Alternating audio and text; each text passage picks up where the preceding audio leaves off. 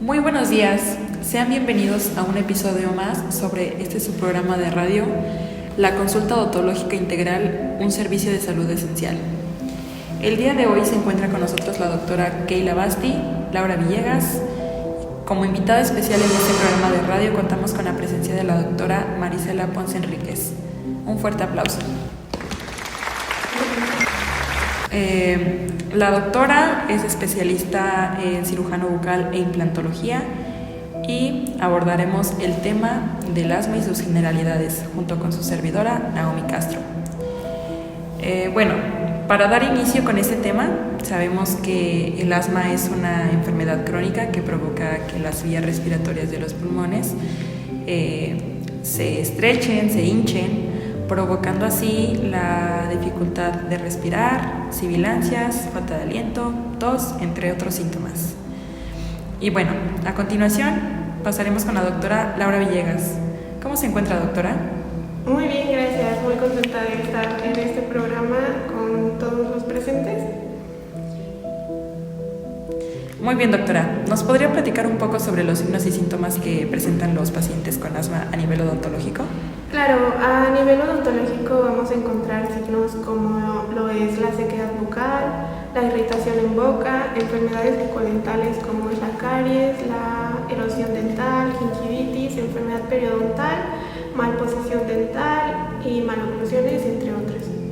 Hablando un poco de los síntomas en general, vamos a encontrar tos, especialmente por las noches o al despertar, sibilancias al exhalar, que pueden empezar con un silbido bajo y aumentar de volumen, dificultad para respirar, que puede ser incluso cuando la persona está en reposo, opresión en el pecho, que se puede sentir como un dolor o una presión.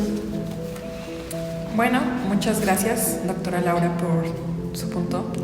Me gustaría que la doctora Ponce nos compartiera o ampliara más de este punto en forma general en base a su experiencia en su especialidad.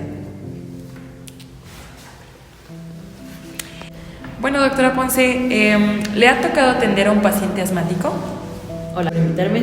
Sí me ha tocado atender a un paciente, pero estaba controlado, entonces como que no hubo tal cual una emergencia, pero sí se tuvo que dar su medicación porque empezaba con un ataque de tos y pues ya le tuvimos que dar su medicación y colocarlo en una posición supina con las vías aéreas abiertas y poder controlarlo. Y reaccionó rápido, entonces pues ya no procedió a algo más grave. Ok, doctora. ¿Qué síntomas ha presentado? En ese momento, más bien en cualquier paciente con asma, lo primero que se nota es la sibilancia, o sea, como que cuando respiran sí se escucha ahí un silbidito. Y de ahí ya, si es más intenso, empieza también como a respirar de forma como más rápida. ¿Un ronquido? Y como ronquido. Okay. Y posteriormente ya empiezan a toser, entonces ya es cuando ya hay que correr básicamente. Y hay que tomar acción. Sí, ya. Y bueno, en dado caso de que el paciente no esté medicado o tratado, ¿cómo podría atenderlo? Ok, entonces ahí sí tendríamos que tener en nuestro consultorio, en nuestro botiquín o en nuestro carro rojo, medicamentos como el salbutamol, que es como de primera intención, lo primero que se le da al paciente, y de ahí ya tendríamos que colocarle oxígeno, pero vía con una mascarilla nasal, y pues obviamente pues sí, tener el oxígeno, el ataque de oxígeno ahí. Ok, muchas gracias, doctora. Continuamos con la doctora Basti. ¿Qué nos puede platicar acerca de los factores de riesgo que existen en un paciente asmático? Gracias, doctora Naomi, por darme este tiempo. Bueno, de acuerdo a nuestra investigación, los factores de riesgo son condiciones, conductas, estilos de vida que exponen a mayor riesgo de presentar el asma. En este caso, el asma, los puntos más resaltantes son la genética, la obesidad, el nivel socioeconómico, las personas adictas al tabaco y también las personas expuestas al humo del tabaco, el asma ocupacional y la vivienda. La genética influye en el riesgo de desarrollo de asma, como en la respuesta en los cromosomas 5, 6, 11, 14 y 12. Como bien sabemos, nuestros padres nos heredan 23 cada uno con cromosomas y en total 46, y pues los mencionados son los que salen afectados genéticamente. La relación entre la obesidad y el asma es más evidente en el sexo femenino, tanto en población infantil como en la adulta. Los pertenecientes a los niveles socioeconómicos bajos suelen tener peores condiciones de salud general y lo que puede afectar al tratamiento del asma. El tabaquismo en adultos está asociado en el desarrollo en etapas más tardías de la vida y la exposición del tabaco ambiental materno se ha asociado de manera consistente con la silivancia. También tenemos relacionados a exposición a ciertas sustancias en el lugar de trabajo, ejemplo, la pintura de automóviles, peluquería, productos químicos de limpieza doméstica y soluciones de limpieza, profesiones de atención médica como el látex, el polvo y por último vivir en áreas urbanas e industrializadas, especialmente en lugares de alto grado de contaminación. Bueno, vaya que este tema es demasiado interesante, pero doctora Laura, ¿podría comentarnos acerca de los laboratorios clínicos básicos para la detección del asma? Claro, con gusto. Para detectar el asma se puede realizar pruebas de laboratorio como lo es la espirometría y el flujo respiratorio máximo. La espirometría va a medir la cantidad de aire que se puede exhalar y la velocidad con la que se hace. Esta se puede realizar con o sin broncodilatador. El flujo respiratorio máximo va a medir la fuerza con la que se puede exhalar. Valores bajos pueden indicar un mal funcionamiento de los pulmones. Para confirmar el diagnóstico del asma, se puede también solicitar exámenes de sangre para buscar anticuerpos contra la sustancia sospechosa y una radiografía de tórax. Perfecto, doctora Laura. Continuamos con la doctora Ponce. ¿Usted conoce algunos otros estudios para la detección del asma? Sí, hay uno que se llama prueba de esfuerzo, otra que es prueba de desafío y una que se llama PIC test. Son como pruebas de cutáneas que se le hacen a los pacientes. Ok. Continuamos, doctora Basti. Sí, en cuanto al tratamiento odontológico y urgencias, debemos tomar a consideración a la hora de tratar en la clínica dental características del asma como son los factores precipitantes, la gravedad de ataques, la medición habitual y antecedentes de tratamiento en urgencia. Como primer lugar, no podemos tratar a un paciente si no está controlado y si no es asintomático.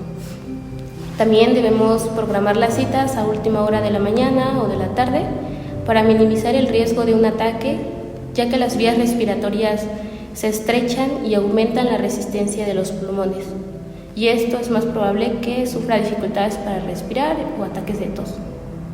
También los pacientes deben llevar sus inhaladores a la consulta y deben informar al dentista sobre el primer síntoma del ataque. La inhalación profiláctica del broncodilatador al comienzo de la consulta. Y por último, recomendaciones generales: se debe instruir a los pacientes para que se enjuaguen la boca después de utilizar sus inhaladores y reforzar las instrucciones de higiene oral. Bueno, muchas gracias, doctora Basti, por esta información de suma importancia. Y algo que me gustaría agregar desde mi conocimiento, pues sería qué hacer en caso de una eventualidad de urgencia. Primero tenemos la inhalación profiláctica del broncodilatador al comienzo de la consulta. En segunda fase, pues el dentista debe comprobar que cuente con oxígeno en el maletín de urgencias, como lo comentaba la doctora Ponce. En tercera fase, aquellos casos en los que no se requiera reducir el estrés y la ansiedad de los pacientes, generalmente se emplean la hidroxicina y las benzodiazepinas.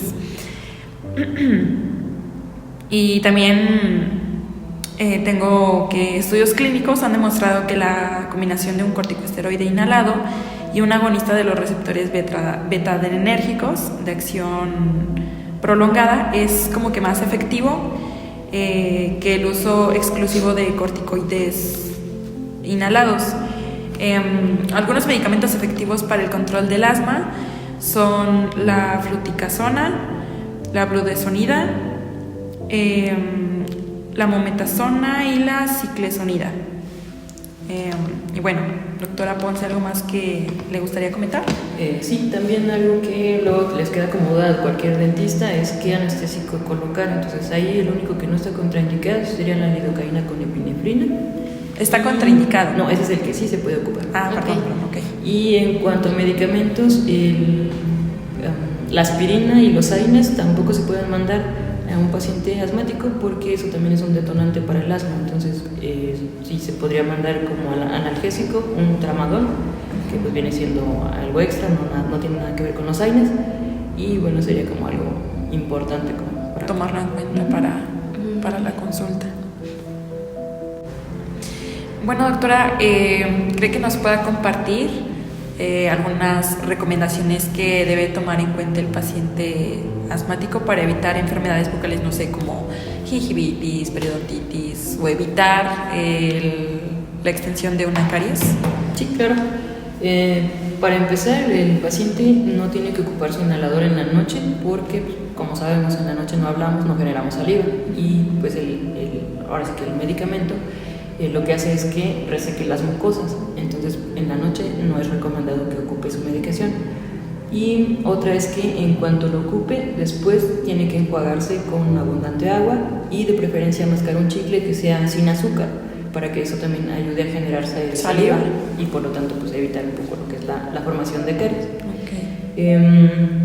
Otra cosa, si es que sí tenga muy buena higiene y ocupar el hilo dental ahora sí que diario y después de ahora sí que cepillado, porque eso también evita que la encía se inflame, por lo mismo de que pues también con el medicamento y pues todo esto sí es más fácil que genere tanto caries como gingivitis. La periodontitis ahí sí ya sería otro caso, pero no avanzaría tanto por el medicamento, sino ya sería por descuido del paciente.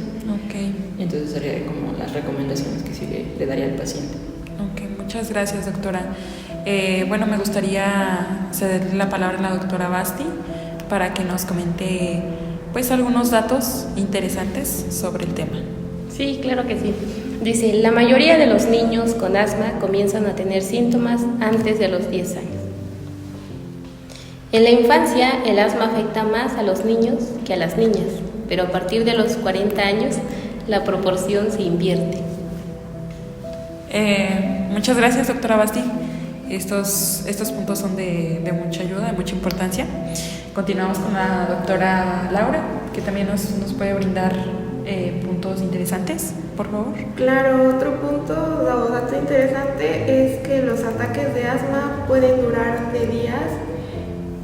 de minutos, e incluso días, y pueden empezar de forma repentina o pueden desarrollarse lentamente.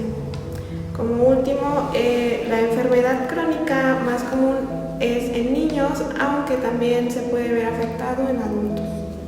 Bueno, y ya para terminar con estos puntos interesantes, me gustaría que la doctora Ponce nos compartiera un dato más. ¿Algo que nos quiera comentar, doctora? Sí, en cuanto a la consulta del paciente, como habían comentado, sí tiene que ser una consulta temprano, que después de que haya tomado su medicamento, y obviamente también que se hayan enjuagado las mucosas, como habían comentado. Que sea higiénico. Otra cosa es que el consultorio, por lo general nosotros hacemos que huela rico, que huela como muy perfumado, pero para el caso de los pacientes asmáticos eso le desencadenaría un ataque de asma. Entonces lo ideal sí sería que se lave, pero sin cloro, sin olores que sean como muy irritantes o detectables para el paciente, porque sí le podríamos causar un ataque de asma. Otra cosa, lo que había comentado, ¿no? Los anestésicos, pues sí, lidocaína con epinefrina, la tensión que sea corta, y en cuanto detectemos una sibilancia o un ataque de tos, detenernos luego y colocarlo en una posición con las vías aéreas abiertas, ya sea sentado o acostado. Para que le sea más fácil el poder respirar. Exacto, y así pues ya controlarlo, y en caso de que no, entonces ya le daríamos su medicación, que se dé 1 o 2 disparos, que lo ideal serían 2 disparos, y después de eso, si ya reacciona, pues ya no hay problema, y si no, sí sería colocarle oxígeno con la mascarilla, y también igual tenerlo ahí controlado, vigilado, y en caso de que no, pues ahí sí ya tendríamos que pues acudir a una emergencia, llamar a una ambulancia y tenerlo con el oxígeno hasta que llegue ya el paramédico, y ya de ahí pues ya tener su seguimiento, pero ya a nivel hospitalario. Ok, doctora, Bueno, pues muchas gracias por compartirnos un poco de sus conocimientos acerca del tema. Muchas gracias a las doctoras Keila y la doctora Laura. Y bueno, nos vemos en un próximo episodio. Gracias.